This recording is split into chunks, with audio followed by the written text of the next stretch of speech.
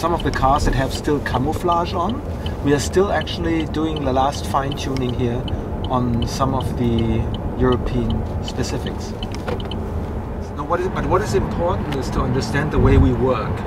So when we work on a new car, whether it's electric or whether it's whatever, what we try to do is we try to synergize, of course, our complete global development. So you cannot, to the outside world it might look as if it's so distinct, it's not.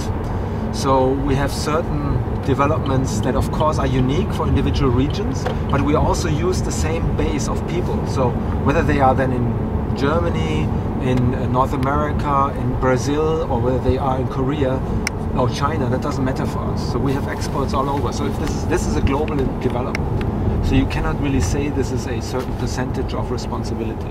Very hard to take this apart. I agree, of course. So hopefully market will accept it much more friendly than previous Ampera, because market is more ready now for electric. I mean, not only this, I think that this car with this new range of more than 500, this opens a new chapter, right? It is a new chapter for electric cars, because now we go into this territory where gas and diesel ranges are. So this means you can use the car in every day like you do any other car. Transmissions, drive mode, it behaves very similar. And if I now, for example, take off my foot, you don't feel anything special. Yeah, probably a little bit bigger decelerations than in case of normal, but on a very comfortable, predictable level. Yeah, I agree.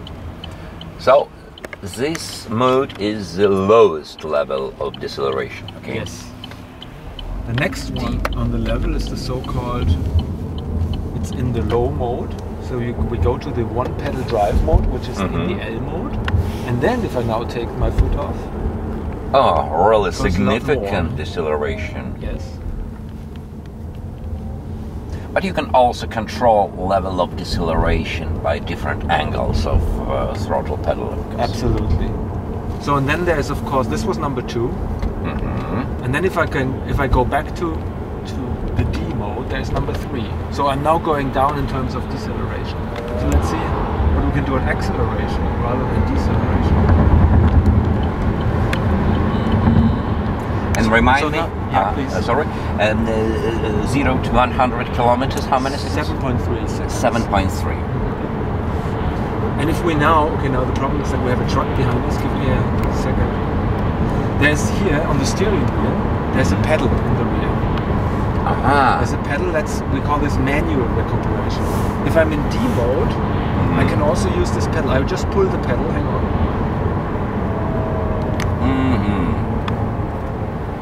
Okay, that's so not only one pedal, also by one finger you can control. Yeah, it's very easy. I can control it with one finger.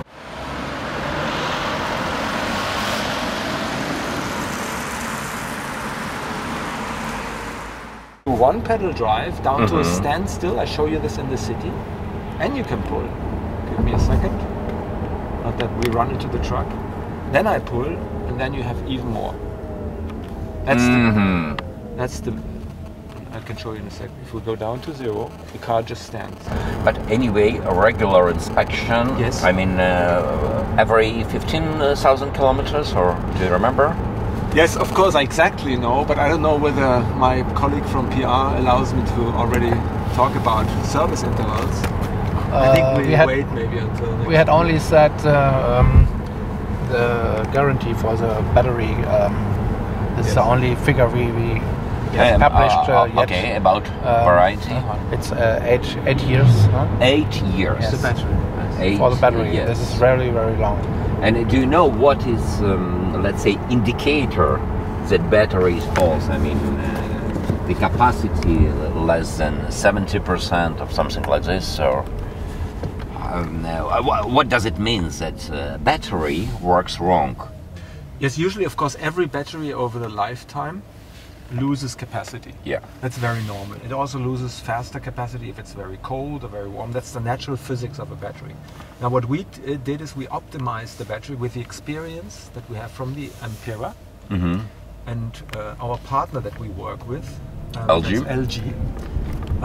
in a way that we think that we can easily say that the battery will maintain 8 years and 160 kilometers of warranty for us. I cannot disclose to you what the final capacity of the battery is, not only because it is objective, but also because it's subjective. It depends a lot on where and how do you use, how do you charge, how do you, for example, if you accelerate all the time, full speed, like on Tesla, right, or other cars. By the way, this is the same for every car. Yes, definitely. The battery will age earlier than if you slowly charge it, slowly use it. So it's a very natural physical behavior of the battery. This is why it's very difficult to say what is actually the end capacity. Yeah, it very much depends upon you. Our development goal is that the battery, that we have a working battery with a maximum capacity for the whole lifetime of the vehicle. Do you already know European price for? Yes, we will. I mean, the sooner, of course, we have in our planning of vehicles, we of course have certain price assumptions. First deliveries in March. We will deliver the car in spring next year, and then we will also disclose the price. Because please understand that we are a couple of months still away, and we also we are still negotiating what is the optimal price for the optimum car.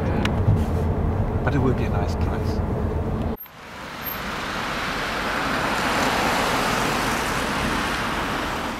I mean, in normal way. In normal way. In normal way, absolutely. So it means that, and this is very interesting that you asked that question, because in the previous ride when we started, it was 252, and we ended at 246, although we drove 35 kilometers. So that means the car calculates based upon the past, upon your past driving, what is your future range, and you see that obviously city driving, not too much acceleration, outside temperature is actually optimum for this vehicle. Watch the street. A standard display. This is what more or less something we took from the Ampera. So we have a ball on the right side that if you accelerate, the ball goes up. If you brake or go down, I use the L for the moment, it recuperates. And on the left hand side it only shows you one range. And then we have the other one, which is the expert one that I just had. It shows you even now the power that the battery is using at the very moment. And it shows you minimum and maximum range. Okay. So just to give you, now we're in the L mode, you know the L mode already. I just take my pedal off for a minute and then you see how it goes into the minus. So this now recuperates 41 kilowatt. And the maximum recuperating energy, I mean, is 20-25 kilowatts or 30? I actually do not know. What's the maximum? The maximum output is, as we said, 204 horsepower of the car. There's also 147. Yeah, the maximum that we can do here is 160 kilowatts. How much? 160. And maximum speed, do you remember? 150 kilometers. That's probably artificially limited. Absolutely, and so of course we looked at what is the optimum for the battery lifetime. At the same time, what are people actually driving in Europe on average? So it's always a mixture of our customers' behavior and the energy consumption.